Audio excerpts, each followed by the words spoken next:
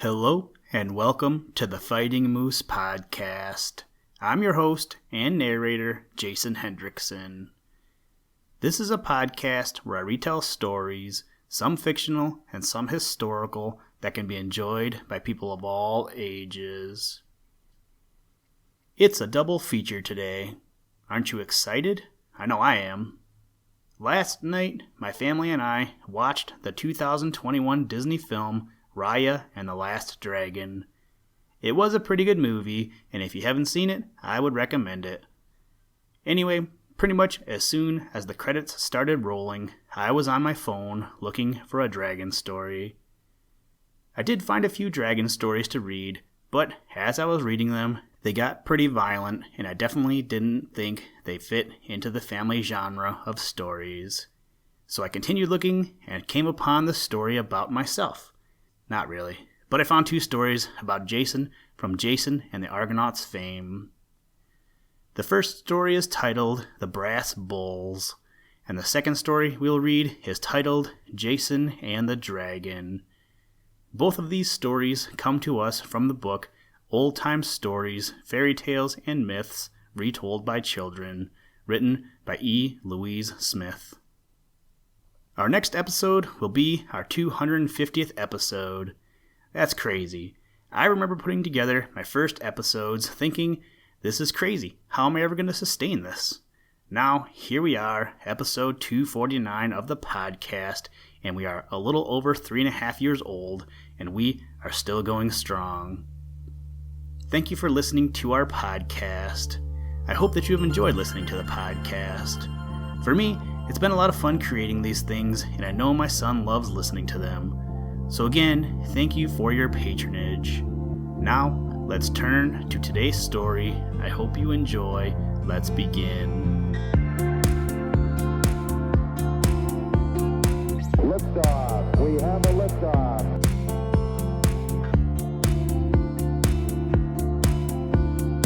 We choose to go to the moon in this decade and do the other things.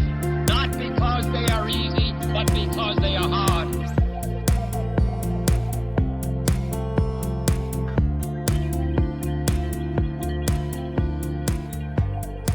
The Brass Bulls.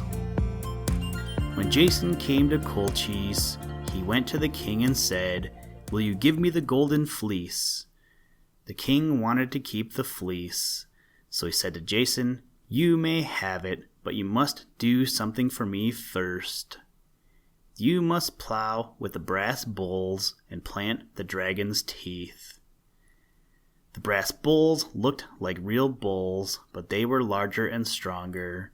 They blew out fire and smoke from their noses and mouths. The bulls had a stall made of iron and stone. They had to be tied with strong iron chains. When the dragon's teeth were planted, iron men grew up. They always killed the one who had planted them. The king wanted the bulls to kill Jason. He said, "If the bulls don't kill him, the iron men will." The king had a daughter named Medea. She saw Jason was a brave young man and did not want him killed. She knew how to help him. She stepped into her carriage, which was pulled by flying snakes. Then Medea flew through the air. She went to the hills and creeks and picked all kinds of flowers. She took the flowers home and cooked them. Then Medea went to Jason when the king did not know it. She said to Jason, "Rub your face and hands and legs with this juice." When he did this, he was as strong as a giant. Nothing could hurt him then. Fire could not burn him, and swords could not cut him. The next day, Jason had to plow with the brass bulls and plant the dragon's teeth. Early in the morning, the king and princess went out to the place. They had good seats where they could see well. All the people in the city came out to see Jason plow.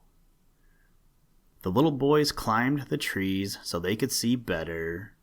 Then Jason came to the place. The stall where the brass bulls were tied was not far off. The door was opened, and Jason went in. He untied the bulls and took hold of their horns.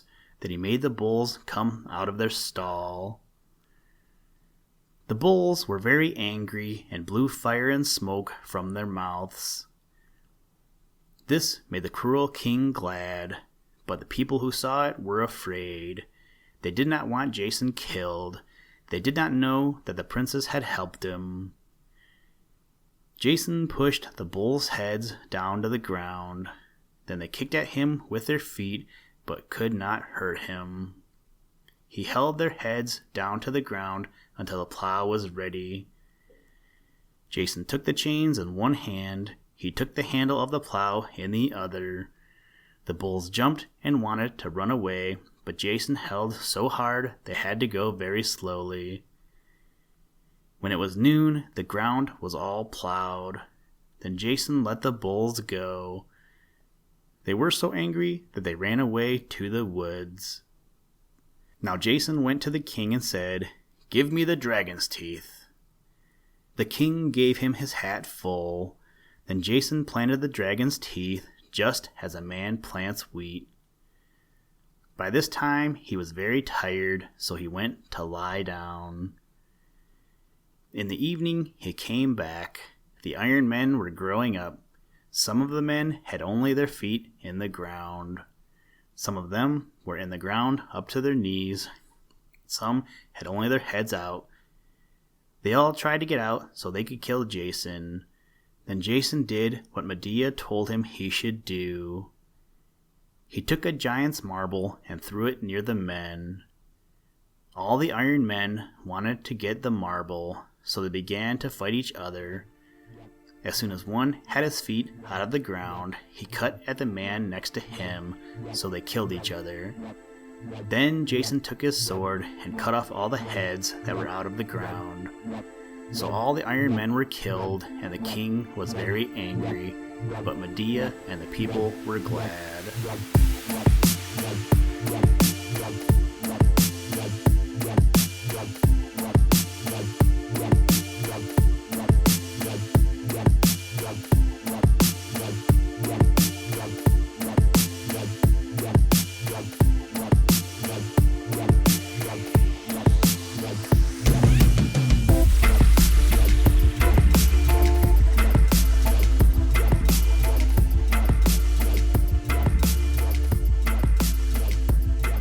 Jason and the Dragon.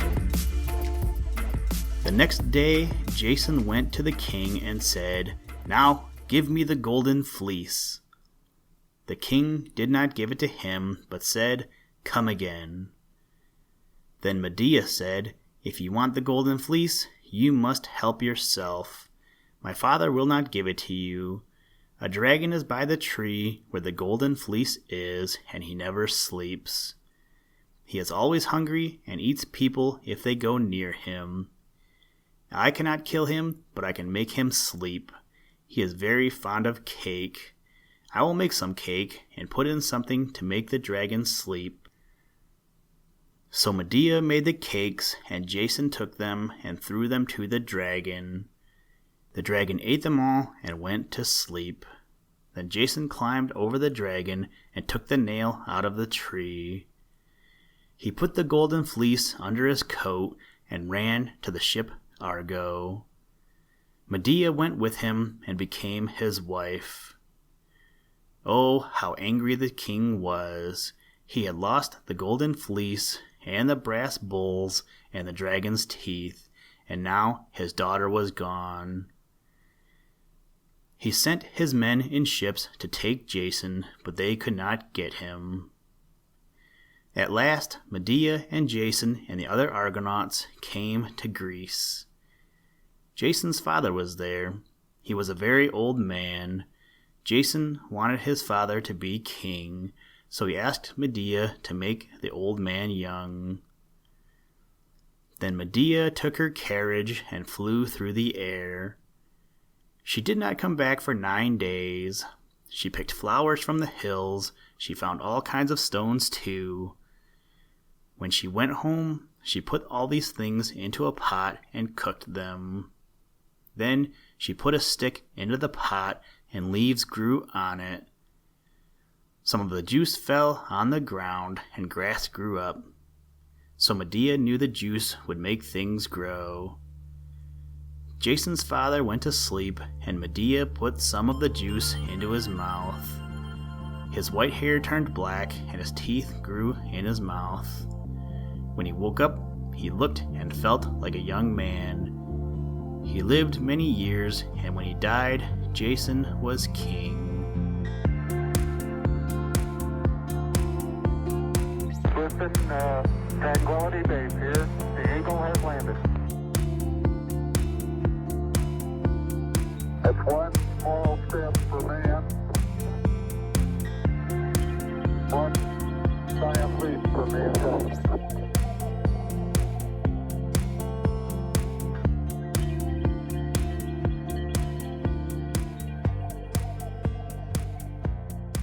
Thank you for listening to this episode of the Fighting Moose podcast. Please join us next time as we read another exciting story. Today's music was provided by the artist Analog by Nature, and the audio clips were provided from NASA. For more information to download and or listen to audio or materials from all our recordings, or to contact us, please visit www.thefightingmoose.com, or you can follow the links in the show notes. If you enjoy the podcast, please leave us a review wherever you get your podcast or on iTunes, and tell a friend.